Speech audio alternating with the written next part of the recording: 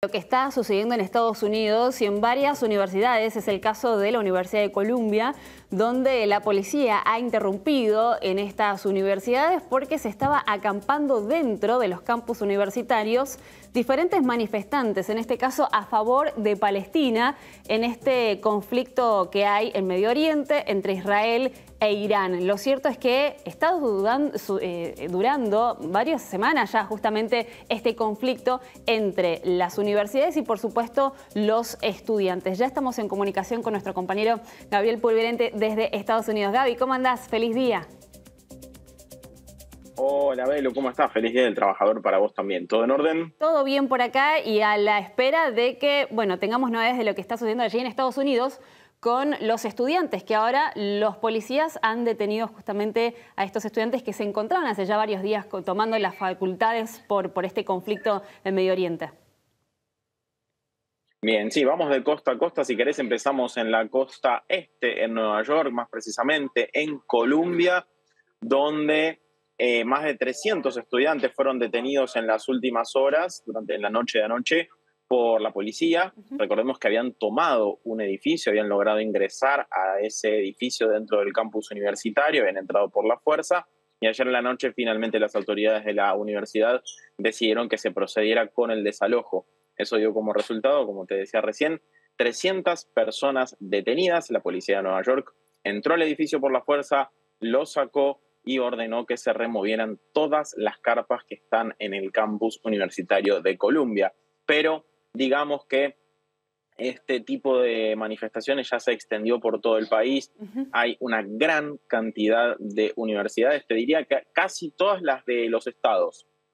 Hay estados que tienen 3 o 4 universidades ya comprometidas con estas manifestaciones, y yéndonos hacia la otra costa, hacia California, donde estamos aquí por el momento, tenemos que informar que el campus de UCLA y la Universidad de Los Ángeles también anoche fue escenario de una pelea, porque se encontraron por un lado los manifestantes pro-Palestina con los manifestantes pro-Israel. Hubo piedras, madera, se tiraron con todo, básicamente, hasta que intervino la policía. También las autoridades de la universidad decidieron que ya era una cuestión que le atañía a las autoridades, y por ese motivo llamaron a la policía intervino y también se llevó detenidas a varias personas. Se habla de unas 100 en el caso de UCLA. Nosotros estuvimos allí hoy a la mañana. Hay una tensa calma porque no se termina de desalojar todavía lo que es el campamento. La policía estaba retirando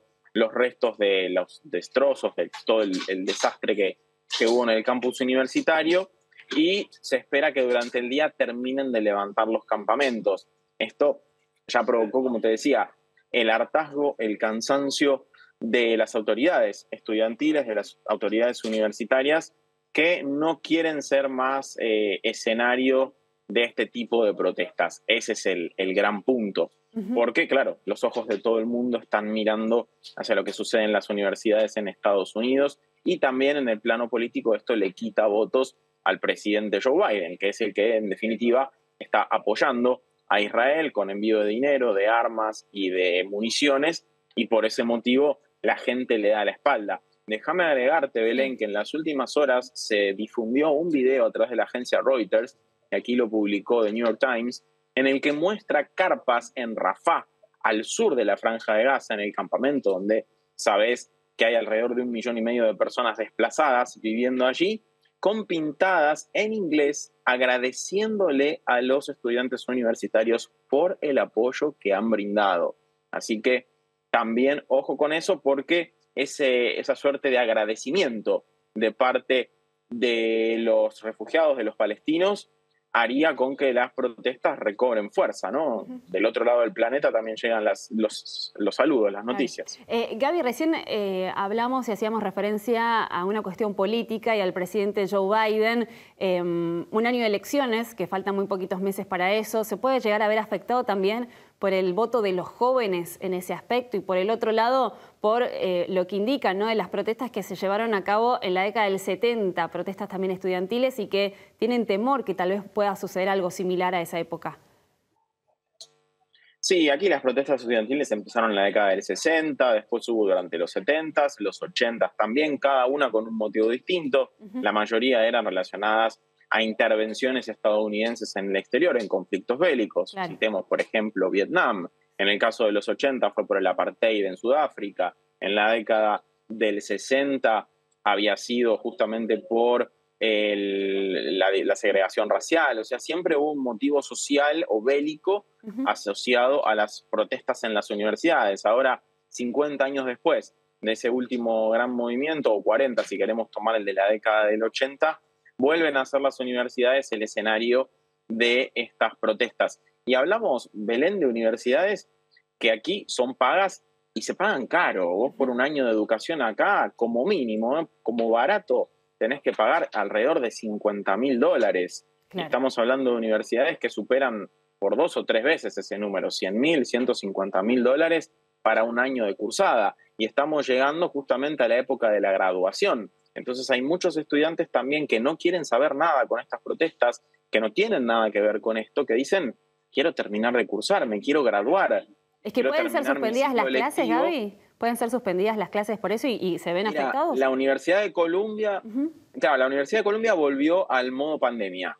De dijo, manera remota. Vamos a hacer clases clases virtuales para completar el semestre, completar el ciclo académico y que la gente que desea estudiar pueda finalmente recibirse. Pero también se habla de infiltrados, ¿no? De gente que no tiene nada que ver con estas protestas, que no tiene nada que ver, con las universidades y que sí está formando parte de las protestas, y eso es lo que movió definitivamente la mano de las autoridades universitarias para decir, bueno, esto ya se nos está yendo de las manos porque no son solamente nuestros estudiantes, sino que también hay infiltrados. Es que estas protestas, Gaby, se llevan a cabo y entonces no hay ningún tipo de actividad, es decir, es como que toman las universidades. Sí, es una especie de huelga estudiantil, si le querés poner un nombre argentino, ¿no? Una huelga estudiantil con primero los campamentos y ya en la Universidad de Columbia en Nueva York yendo un nivel más, dando un paso más con la toma de este edificio que, como te decía, fue desalojado anoche dejando 300 detenidos. ¿Y ahora qué medidas toman para que esto no vuelva a suceder, ya que fueron detenidos en las últimas horas? ¿Qué va a pasar mañana o en los próximos días en cada una de las universidades?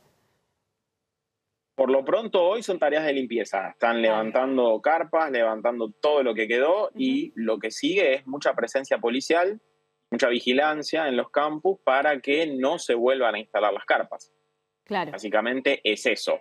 Hoy una de nuestras compañeras aquí en Visión Latina fue a la Universidad de Los Ángeles, a UCLA, y nos decía que nunca en su vida había visto tanta policía junta, porque se juntan el Departamento de Policía Local, el LAPD, se junta también el cuerpo de alguaciles, los famosos sheriffs de aquí. Entonces tenés 2 o 3 fuerzas de seguridad distintas trabajando en conjunto para evitar que esto progrese, que esto avance.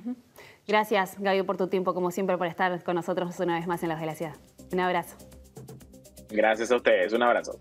Si te gustó nuestro contenido, suscríbete al canal y activa la campanita. Y si querés ver toda nuestra programación en vivo, entra a www.unifetv.com.